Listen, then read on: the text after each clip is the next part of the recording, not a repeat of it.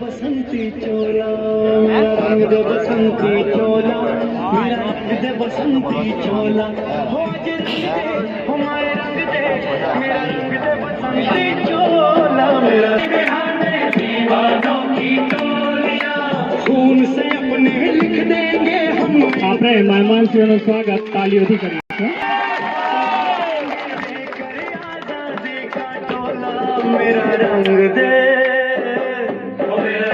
बसंती चोला मेरा रंग दे बसंती चोला मेरा रंग दे बसंती चोला रंग दे बसंती। હવે આપણા મુખ્ય અતિથિના સ્વાગત માટે હું વિનંતી કરીશ, સ્વાગત માટેની જે ટીમ છે એ ટીમ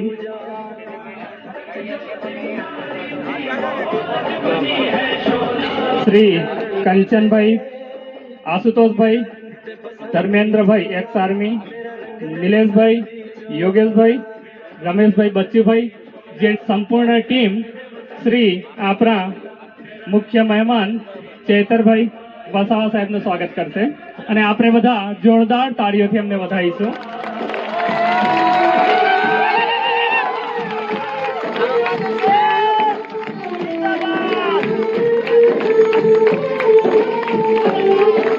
सपने में देखा था जिसको आज वही दिन आया है सपने हेलो ત્યારબાદ હું સ્વાગત માટે વિનંતી કરીશ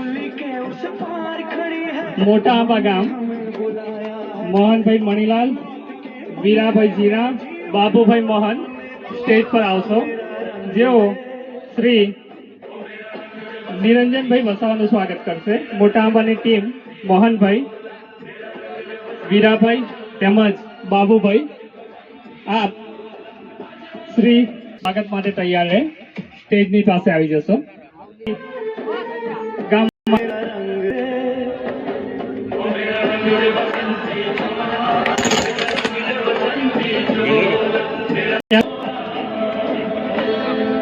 સમારિયા ગામ ઝડપથી આપણે આગળ આવીશું।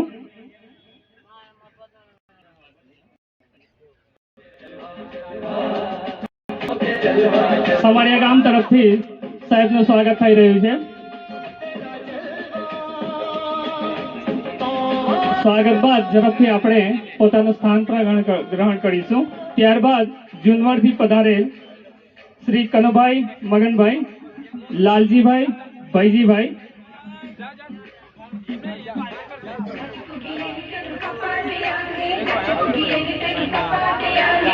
बारखाडी ग्राम पंचायत मानसिंहभाई, लालजीभाई, रमेशभाई, बामणजीभाई, जीनाभाई, मठुरभाई स्वागत માટે તૈયાર है।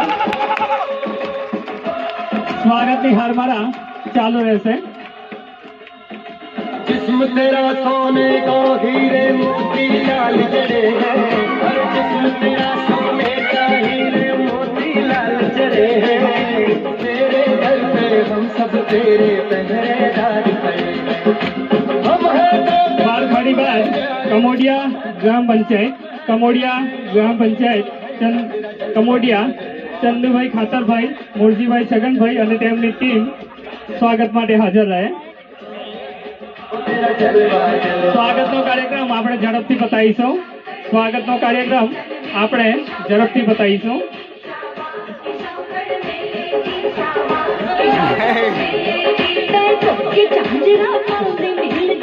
સ્ટેજ પર વારા ફરતી આવીશું। ત્યારબાદ બોડિયાથી હસમુખભાઈ, સુમનભાઈ, ઇન્દ્રવાણાથી શશિકાંતભાઈ, બચ્ચુભાઈ, બોડિયાથી હસમુખભાઈ, સુમનભાઈ, ઇન્દ્રવાણાથી શશિકાંતભાઈ, બચ્ચુભાઈ, જયેશભાઈ, લાલુભાઈ, ઇન્દ્રવાણા। ત્યારબાદ મોટા પીપળિયા ગણપતભાઈ, હિરજીભાઈ, મોટા પીપળિયા ગણપતભાઈ, હિરજીભાઈ સ્વાગત માટે આગળ આવશો। નાની રાવલ, હીરાભાઈ, ભોવાનભાઈ, નાની રાવલથી હીરાભાઈ, ભોવાનભાઈ।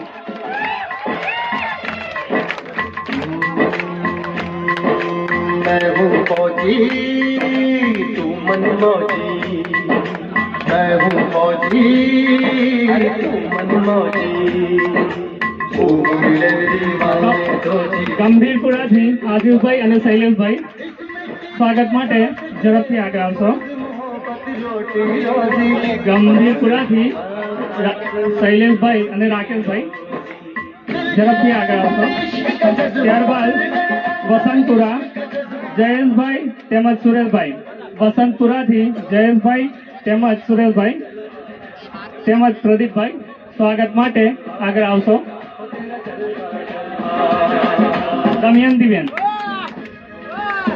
વસંતપુરા સ્વાગત માટે આગળ આવશે. દમયંતીબેન સ્વાગત માટે આગળ આવશો. વસંતપુરા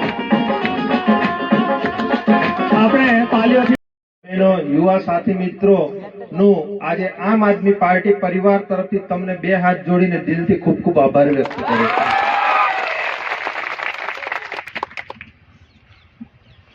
આજે ચૈતરભાઈ ઘણા સમયથી એ જેલમાં હતા અને હંમેશા એ પ્રજાના પ્રશ્નો ઉઠાવતા આવે છે. આજે એ રોડ રસ્તાના પ્રશ્નો હોય, આરોગ્યના પ્રશ્નો હોય, શિક્ષણના પ્રશ્નો કે પછી સ્ટેચ્યુ ઓફ યુનિટી પર જે વિસ્થાપિતો થયા છે એમના પ્રશ્નો હોય, જીએમડીસી ના પ્રશ્નો હોય, તમામ પ્રશ્નો આજે ચૈતરભાઈ વસાવા એ આપણી સાથે હર હંમેશ રહે છે. આજે આવનારા દિવસોમાં તાલુકા પંચાયત અને જિલ્લા પંચાયતનું ઇલેક્શન આવે છે. જેવી રીતે ચૈતરભાઈ વસાવા એ વિધાનસભામાં અને જિલ્લા સંકલનની મિટિંગમાં આપણા દરેક પ્રશ્નો ઉઠાવે છે, એવી જ રીતે આવનારા દિવસોમાં તમારે પણ તમારા વિસ્તારોમાં જે પણ કોઈ નાના મોટા પ્રશ્નો હોય, એ આરોગ્યના પ્રશ્નો હોય, શિક્ષણના પ્રશ્નો હોય, રોડ રસ્તાના પ્રશ્નો હોય, આવનારા દિવસોમાં તમારા ગામ, તમારા ઘરે ઘરેથી હવે ચૈતરભાઈ આપણે ઉભો કરવાનો છે. તૈયાર છો ને બધા? આજે ખરેખર દરેક ગામે ગામ અને ઘરે ઘરે આજે ચૈતરભાઈ આજે પેદા તો થઈ જ ગયા છે, પણ જે આ ચૈતરભાઈઓ જે પેદા થયા છે એ આવનારા દિવસોમાં ભારતીય જનતા પાર્ટી જે છેલ્લા 30-35 વર્ષથી આજે ગુજરાત પર રાજ કરે છે, આજે કેન્દ્રમાં એમની સરકાર છે, આજે તમે જો આપણા લોકોની એટલી બધી ખરાબ પરિસ્થિતિ કરી દીધી છે કે આપણી જળ, જંગલ અને જમીનો આજે ધીમે ધીમે એ લોકો છીનવી રહ્યા છે. આજે આપણું અહીંયા નર્મદા અહીંયા ડેમ બનાવ્યો, ત્યાં ગાડી આપણા લોકો વિસ્થાપિતો થયા. સ્ટેચ્યુ ઓફ યુનિટીના નામે આજે ખૂબ મોટી સંખ્યામાં આજે જમીનો એ લોકોએ પચાવી લીધી. આજે તેવા લોકોને આજે વળતર નથી આપવામાં આવ્યું. અલગ અલગ જાતના પ્રોજેક્ટો બનાવ્યા. આજે આપણા સમાજના લોકો કોઈ ટાવર પર ચડી જાય છે, કોઈ આંદોલનો કરે છે, પણ તેમ છતાં આ ભારતીય જનતા પાર્ટીના નેતાના પેટનું પાણી હલતું નથી. આપણા વિસ્તારમાં ઘણા બધા સાંસદ સભ્યો છે, ધારાસભ્યો પણ છે અને ભૂતકાળમાં મિનિસ્ટરો પણ રહી ચૂકેલા છે. જય આદિવાસી, જય જોહાર. આજની ભાણંદરાની પવિત્ર ધરતી પર આમ આદમી પાર્ટી દ્વારા ગુજરાત જોડો જનસભાનું આયોજન કર્યું છે, ત્યારે આજના આ કાર્યક્રમમાં મારી સાથે મંચસ્થ ઉપસ્થિત નર્મદા જિલ્લા આમ આદમી પાર્ટીના પ્રમુખ શ્રી એવા નિરંજનભાઈ વસાવાજી, આ વિસ્તારના આગેવાન અને જનરલ સેક્રેટરી એવા વડીલ વિક્રમભાઈ તડવીજી, સાથે મંચસ્થ વડીલો એવા આપણે જેને હમણાં સાંભળતા હતા આપણા ગુરુજી કંચનભાઈ, જેઓ આપણા ગબડેશ્વર એપીએમસીના ડિરેક્ટર, આપણા વડીલ જેમને આપણે લાગણીસભર જેમણે આપણને વક્તવ્ય આપ્યું એવા આપણા રમણદાદા, સાથે મંચસ્થ ઉપસ્થિત રણછોડભાઈ, સરપંચ શ્રી રમેશભાઈ, સરપંચ શ્રી શાંતિલાલભાઈ, સાથે સાથે મારા સાથી મિત્ર એવા આશુતોષભાઈ, આશીષભાઈ તડવી, વિજયભાઈ તડવી, રવિભાઈ, વકીલ એસોસિએશનના મિત્ર મંડળો, સાથે સાથે મંચસ્થ તમામ વડીલો, કંચનભાઈથી માંડીને તમામ એક આર્મી અરવિંદભાઈ, હીરાભાઈ, સાથે મારા સાથી યુવાન મિત્રો અને જુદા જુદા ગામોમાંથી પધારેલા વડીલો, યુવાનો, માતા બહેનો અને ભૂલકાઓ, આજે તમે બધાએ જોયું હશે કે જૂના રાજથી અમે સવારે પદયાત્રા પગપાળા ચાલીને રાજપીપળા ડીએફઓની કચેરી સુધી અમે આવ્યા છે અને પછી પણ અહીંયા જે કાર્યક્રમ માટે અમે પધાર્યા અને તમારો બધાનો ઉત્સાહ જોયો, તમારી બધાની હાજરી જોઈ, તો ભલે અમે જેટલું પણ ચાલ્યા પણ તમને જોઈને થાક અમારો અહીંયા બિલકુલ ઓછો થઈ ગયો છે. સાથીઓ, પ્રાંત અધિકારીની કચેરીમાં જ્યારે આપણા વિકાસની યોજનાઓની ગ્રાન્ટો આવે અને એના આયોજનમાં અમને બોલાવે, એમાં હાજરી દરમિયાન એક નાનો બનાવ બન્યો. એ બનાવ આખો પૂર્વ આયોજિત હતો. બનાવ બન્યાના 5 જ મિનિટમાં એમના મોટા નેતાઓ ત્યાં આવી ગયા, મોટા પોલીસ અધિકારીઓ આવી ગયા અને મને જેલમાં નાખી દેવામાં આવ્યો. આ મારા જેલના સમય દરમિયાન તમે પોલીસની કાર્યવિધિ પણ તમે જોઈ હશે. મારા વકીલોને પણ કોર્ટમાં પ્રવેશવા દેવામાં ના આવ્યા, મને એકલો પાડી દેવામાં આવ્યો. મારા સાથી આગેવાનો હોય, મારા પરિવારના લોકો હોય, એમને પણ મળવા દેવામાં ના આવ્યા. નર્મદા જિલ્લાની રૂએ જોવા જઈએ તો મારો જિલ્લા જેલ રાજપીપળામાં મને રાખવામાં આવે, છતાં મને સેન્ટ્રલ જેલ વડોદરા ખાતે મોકલી દેવામાં આવ્યો. વડોદરા ખાતે પાકી સજા પામેલા કેદીઓની વચ્ચે એક નાની કોટડીમાં એક સામાન્ય કેદીની જેમ ત્યાંના નીતિ નિયમો પ્રમાણે જ્યારે રહેવાનું આવ્યું, ત્યારે શરૂઆતમાં મને એવું થયું, હું કાયમ લોકો સાથે રહેનારો, લોકોના કામ કરનારો, લોકોના સુખમાં અને દુઃખમાં મને જવાનું ગમે, લોકોને મળવાનું ગમે, કોઈનો ફોન આવે એમની સાથે બેસીને વાત કરવાનું ગમે. પણ જ્યારે અચાનક મને જેલમાં નાખી દેવામાં આવ્યો, એ પણ એકલું રહેવાનો વારો આવ્યો અને જેલના નિયમો પ્રમાણે અંદર, ત્યારે શરૂઆતમાં મને થયું કે કદાચ મારું મગજ કદાચ અહીંયા બંધ નહીં થઈ જાય તો સારું. બહારના વિચારો એટલા આવે, બહારના લોકોના ચિંતા એટલી થાય, ત્યારે મને ખરેખર બહારના વિચારો હચમચાવી નાખે. ત્યારે મને થતું કે આ અંધારી કોટડીમાં ક્યારેક મારું મગજ ન બંધ થઈ જાય તો સારું. ત્યારે ત્યાં ઘણા કેદીઓ, જ્યારે બંદી ખુલે બહાર નીકળું ત્યારે અમુક મને ઓળખવા વાળા કેદીઓ મળે. આપણા વિસ્તારના પણ ઘણા કેદીઓ છે, આ નજીક ગામના, એ મને ઓળખે. ત્યારે મને કહે, સાહેબ તમે ક્યાં અહીંયા આવી ગયા?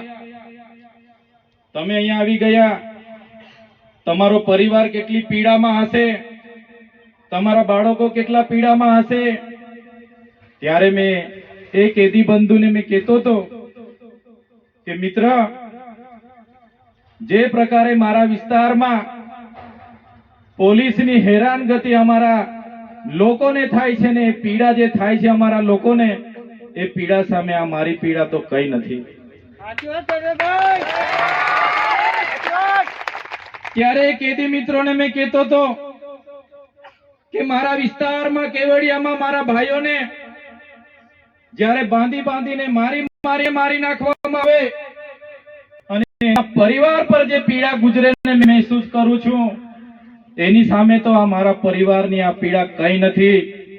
એ કેદી બંધુને મેં કહેતો હતો કે કેવડિયામાં મારી બહેનો આખી જિંદગી મહેનત કરીને, જેમણે નાની નાની દુકાનો ને નાના નાના ઘરો બાંધીને રહેતા હતા, અને એ ઘરો આ પ્રશાસને રાતે તોડી નાખ્યા, તો મારી બહેનો પર જે પીડા ગુજરી હશે, પીડા મેં મહેસૂસ કરું છું.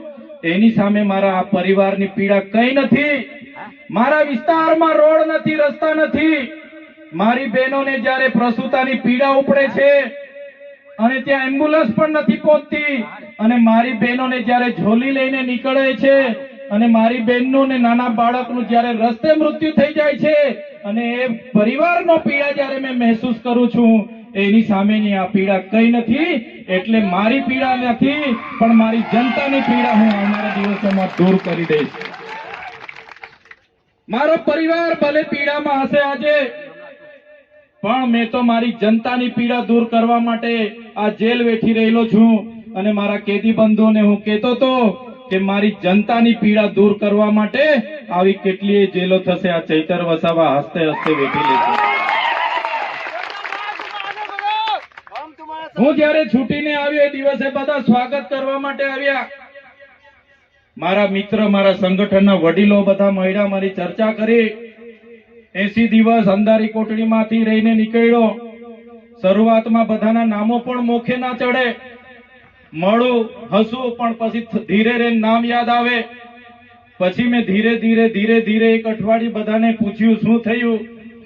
ત્યારે અહીંના નેતાઓ બધા એવું વિચારતા હતા કે આને જેલમાં નાખી દીધો છે, આમને હવે પૂરું થઈ જવાનું છે. આ ચૈતર વસાવા હવે ગયો, આમ આદમી પાર્ટી પૂરી થઈ ગઈ, ફલાણું થઈ ગયું, ઢીકણું થઈ ગયું, ફલાણું થઈ ગયું, આ થઈ ગયું, તે થઈ ગયું. પણ તમારા બધાના આશીર્વાદથી, તમારી બધાની પ્રાર્થનાથી, તમારી બધાના દુઆથી આજે મને નામદાર કોર્ટે જામીન આપી દીધા છે અને તમારી વચ્ચે મેં આવી ગયો છું. તમારી વચ્ચે આવેલું છું. ત્યારે નેતાઓને પણ આજના મંચ પરથી કહેવા માંગુ છું, तुमको क्या लगता था नहीं लौटेंगे, तुमको क्या लगता था नहीं लौटेंगे, गलत. जब तक तोड़ेंगे नहीं तब तक छोड़ेंगे नहीं. ये चैतर वसावा है, चैतर वसावा कभी झुकेगा नहीं. મને કેટલાય લોકો મળ્યા, મોટા મોટા લોકો. હું જયારે 3 દિવસની પેરલમાં આવ્યો, ગાંધીનગર ગયો, કીધું કે હમણાં મંત્રીમંડળનું વિસ્તરણ થવાનું છે, તમે પણ જોડાઈ જાઓ અમારી સાથે, હમણાં તમને મંત્રી બનાવી દઈએ.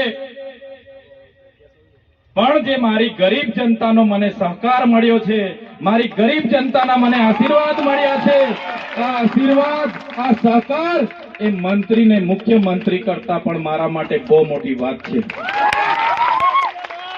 હું મંત્રી બની જાઉં, મુખ્યમંત્રી બની જાઉં, કરોડો અબજો રૂપિયા વસાવી લેમ, મિલકતો પ્રોપર્ટીઓ કરી લેમ, પણ મારી જનતાના પ્રેમ સામે કરોડો રૂપિયાનો કોઈ કિંમત નથી.